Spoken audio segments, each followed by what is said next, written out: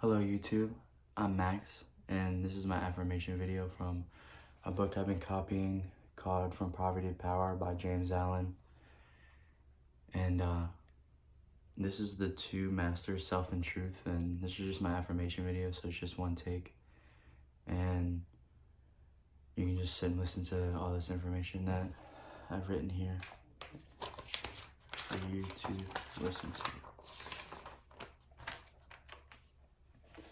Alright, so upon the battlefield of the human soul, the two masters are ever contending for the crown of supremacy, for the kingship and dominion of the heart. The master of self, called also the prince of this world, and the master of truth, called also the Father God.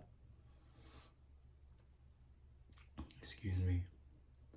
The master self is the rebellious one whose weapons are passion, pride, vanity, self-will, implements of darkness. The master truth is the one that's meek, lowly, and those whose weapons are gentleness, patience, purity, sacrifice, humility, love, instruments of light. In every soul the battle is waged, and as a soldier cannot engage in one of these two opposing armies, so every heart is listed, either is the ranks of self or the other of truth. There is no half and half course. There is a self, and then there is truth. Where self is, truth is not. Where truth is, self is not. Thus spoke Buddha. The teacher of truth and Jesus declared, "No man can serve two masters, for either he will hate the one or love the other, or else he will hold on to one and despise the other. Ye cannot serve ye God and be a man, a mammoth." Truth is so simple, so absolutely undeviating and uncompromising that it admits of no complexity, no turning, and no qualification. Self is ingenious, crooked, and governed by subtle and sneaky desires, admits of endless turnings and qualifications, and the deludedness of worshippers of self vainly imagine that they can gratify every worldly desire, and at the same time possess the truth. But the lovers of truth, with the sacrifice of self, and ceaselessly guard themselves against the worldliness of self-seeking.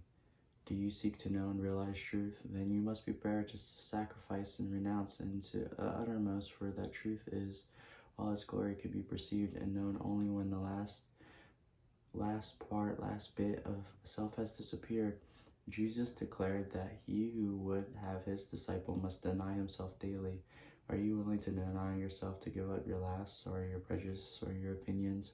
If so, you may enter into the narrow way of truth and to find peace in which the world has been shut out. The absolute denial of utter extinction of self is the perfect, complete state of truth, and all religions and philosophies are but so many aids to the supreme attainment. Self is the denial of truth. Truth is the denial of self. As you let self die, you will be reborn into truth. As you cling to self, truth will be hidden from you. While you cling to self, your path will be beset with difficulties, and repeated pains, sorrows, and disappointments will be your lot. There are no difficulties in truth, and coming to truth, you will be freed from all sorrow and disappointment. Truth in itself is not hidden and dark. It is always revealed and is perfectly transparent, but the blind and wayward self cannot perceive it. The light of day is not hidden except to the blind, and the light of truth is not hidden except to those who are blinded by self. Truth is the only reality of the universe, the inward harmony, the perfect justice, and eternal love. Nothing can be added to or overtaken from it. It does not depend upon any person, but all people depend upon it. You cannot perceive the beauty of truth while you are looking at it through the eyes of self. If you are vain and will color everything with your own vanities, if you are lustful and your heart is mind, be full so clouded of smoke and flames of passion that everything will appear distorted through them. If you're proud and opinionated, and you will see nothing in the whole universe except the magnitude and importance of your own opinions. There is one quality which permanently distinguishes people of truth from the people of self, and this is humility. Not only to be free from vanity and stubbornness and egotism, but to regard one's own opinions as of no value. This indeed is true humility. Those who are immersed in self regard their own happiness as truth and the opinions of others as error. But humble truth lovers who have learned to distinguish between opinion and truth regard all people with the eye of charity They do not seek to defend their opinions, but sacrifice those opinions that they may love them more, and they may manifest the spirit of truth. For truth is the very nature of its ineffable and can only be lived. Those who have the most charity have the most truth. People engage in heated conversations and foolishly imagine that they are defending the truth, when in reality they are merely defending their own petty interests and perishable opinions. Followers of self take up arms against others. Followers of truth take up arms against themselves. Truth being unchangeable and eternal is independent of your opinion and mine. We may enter into it or we may stay outside. But both our defense and our other attack are super and they're hurled and they're back to ourselves. Those enslaved by self-passionate, proud, and in these comments believe that they are particularly or creed or to be with the truth or other religions is to be error, and they are paralyzing themselves with passionate odor. There is but one religion, and the religion is truth. Truth is not a formal belief, it is unselfish, holy, and inspiring heart. Those who have truth are at peace with all and cherish all with the thoughts of love. You may easily know whether you are a child of truth or a worshiper of self if you will silently examine your mind, your heart, and your conduct. Do you harbor your thoughts of suspicion, envy, or lust, pride? Do you strenuously fight against these? If the former you are chained to self, no matter what religion you may profess. If the latter you are on is a candidate of truth, even though you worldly may profess no religion, are you passionate about self-willed, ever seeking to gain your own ends, self-indulgent and self-centered? Or are you gentle-minded, unselfish, on every form of self-indulgence, and you are ever ready to give up your own? If the former self is your master, if the later truth is the object of your affection, do you strive for riches? Do you fight with passion for your party? Do you lust for power and leadership? Are you to give? Or are you to give up the love of riches? Have you relinquished all strife? Are you content with taking the lowest price and to be passed on by unnoticed? And have you ceased to talk about yourself and to regard yourself with self-complacement and pride? If the former, even though you imagine your worship God, the God of your heart is self. If the latter, even though you may be withheld from your lips from the worship of, you are dwelling with the Most High. The size of by which truth, love is known, the signs is unmistakable. Here are the holy Krishna, which was declared by Sir Edwin Arnold, and it is beautiful, and it's perfect, and you're just going to keep going, because that's how it happens. Rendering: fearlessness, singleness of soul, the will always to strive for wisdom, open hand, and govern appetites, and love of the lonely study, of humbleness and uprightness, he to injure not, which lives, thoughtfulness, slowness unto wrath of the mind, that lately goes to another prize, and of which is charity, which spieth no man's faults, and tenderness toward all that suffer, a contented heart, fluttered by but no desires, a bearing mind, modest and grave with manhood, nobly mixed with patience, fortitude, and purity, an unrevengeful spirit, never given to rate itself too high, such as to be the signs, O Indian prince, of him whose feet are set on that fair path which leads to heavenly birth.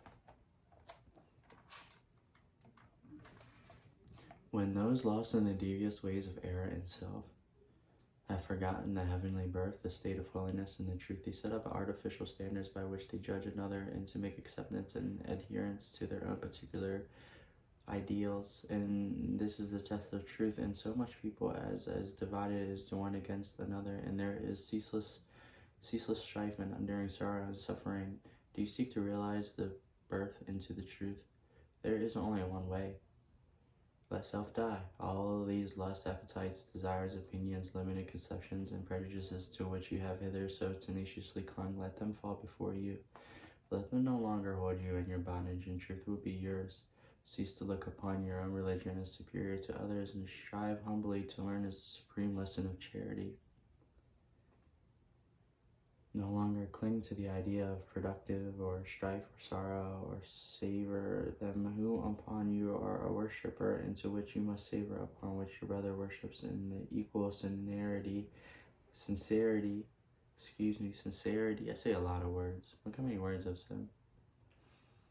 But seek diligently to the path of holiness, and then you will realize that every holy person is a savior of humankind. The giving up of self is not merely renunciation of outward things. It consists of a renunciation of the sin and the inward error, not by giving up by vain clothing, not by relinquishing riches, not by abstaining from certain foods, not by speaking smooth words, not by merely doing these things and truth is found, but by giving up the spirit of vanity, by relinquishing the desire for riches, by abstaining from the lust of self-indulgence, and by giving up all the hatred, strife, and self-seeking, and becoming the gentle and pure at heart. By doing these things, the truth is found. To do this in the form is not to do the later of hypocrites, whereas later includes from the former. You may renounce the outward world and isolate yourself in a cave or in the depths of the forest, but you will take all your selfishness with you. And unless you renounce that, great indeed will be your wretchedness and deep your delusion. You may remain just where you are, performing all your duties, and yet renounce the world of the inward enemy. To be in the world and yet not of this world is of the highest perfection. The most peace is to achieve the greatest victory.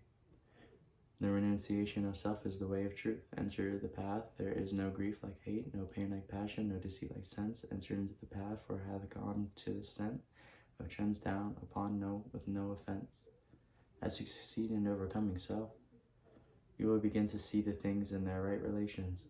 Those who are swayed by any passions, prejudices, like or dislike, adjust everything with a particular bias and see only their own delusions. Those who are absolutely free from all passion, prejudice, preferences, and partiality see themselves as they are, see others as they are, see all things in their proper proportions and the right relations. Having nothing to attack, nothing to defend, nothing to conceal, and no interest to guard, they are at peace. They are realized the profound simplicity of truth, for this is unbiased, tranquil, blessed, based state of mind and heart is the state of truth. Those who attain it to dwell into the angels and sit upon the footstool of the Supreme, knowing the great laws, knowing the origin of sorrow, knowing the secret of suffering, knowing the way of truth. How can such people engage in strife? For they know that the blind self-seeking world surround them with the clouds of his own illusions, and enveloped in the darkness of error, and self cannot perceive a steadfast light of truth, and that is utterly incapable of comprehending the profound simplicity of the heart that is died. Or is it dying to self?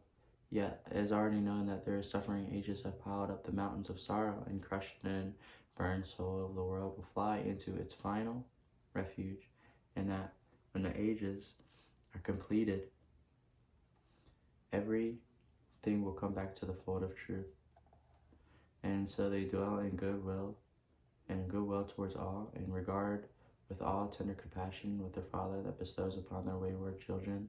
People cannot understand truth because they cling to self, because they believe and love self, because they believe to self-love be the only reality, whereas it is the one delusion.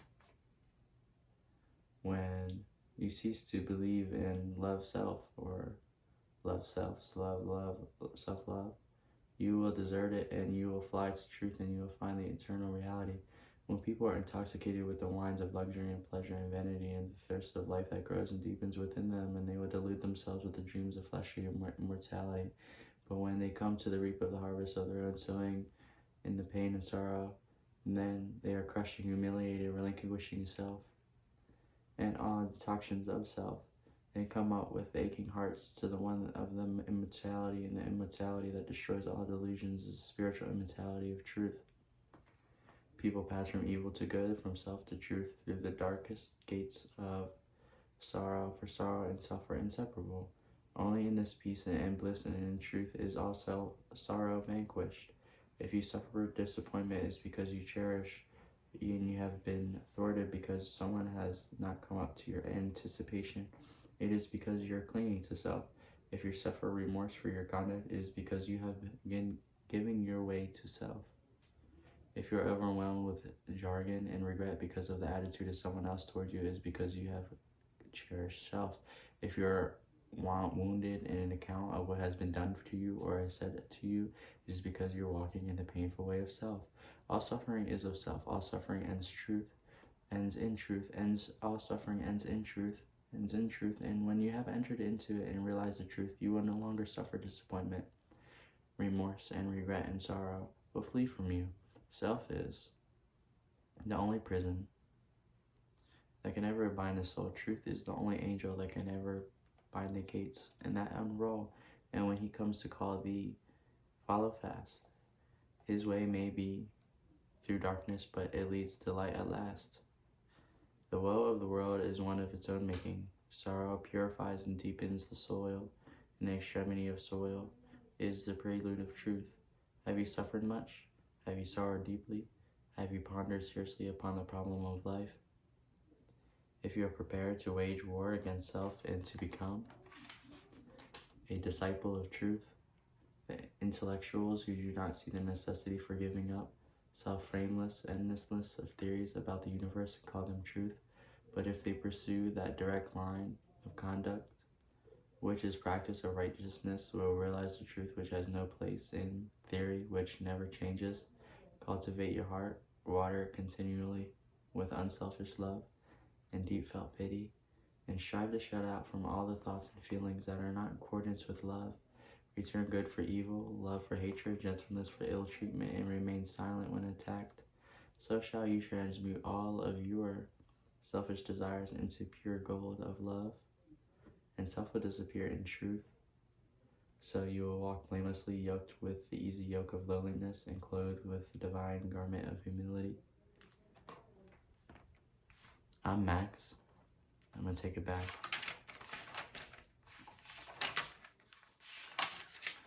You see, I read it here. The Two Masters, Self and Truth by James Allen, and the book Poverty to Power. And I wrote it here. You can see all my other videos are the same, and I hope you're listening. And I'm Max, and I'm out.